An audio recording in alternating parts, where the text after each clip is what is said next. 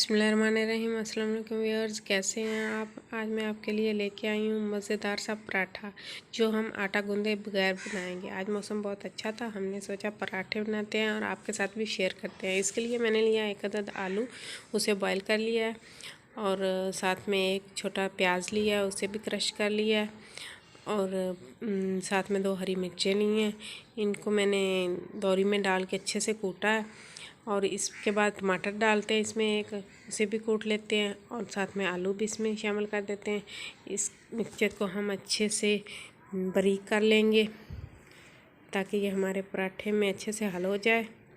तब तक हम इसे कूटेंगे कि जब तक ये मिक्सचर बारीक ना हो जाए।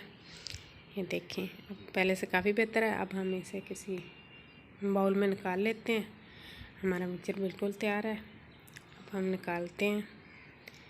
ये देखें, हमने इसे बाउल में निकाल लिया। अब हम इसमें शामिल करेंगे 2 से 3 चम्मच हरा धनिया और पुदीना जो मैंने सिर्फ बारीक काट कर रखा है। और इसके बाद हम इसमें शामिल करेंगे 1 कप आटे का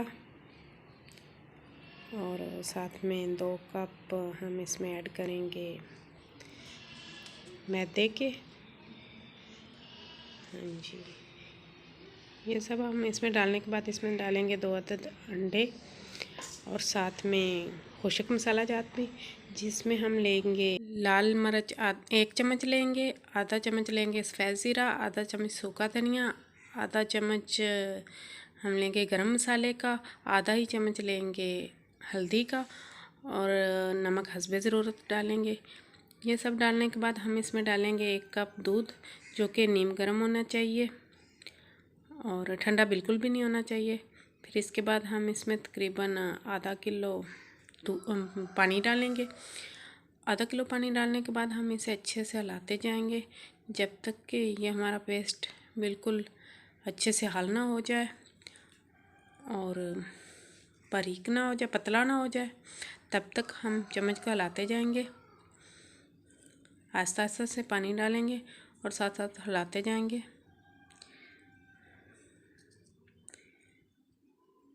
ये पराठे बहुत ही मज़े के बने हैं। मुझे उम्मीद है कि आपको बहुत पसंद आएंगे। एक दफ़ा घर में ट्राई ज़रूर कीजिएगा।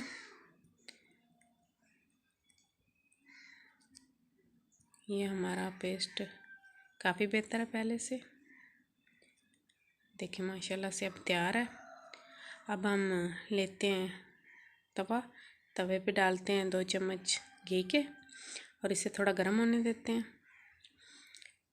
अब हम इसके ऊपर किसी भी बर्तन की मदद से डालेंगे हमारा जो हमने पेस्ट बना के रखा है पराठे की शक्ल में।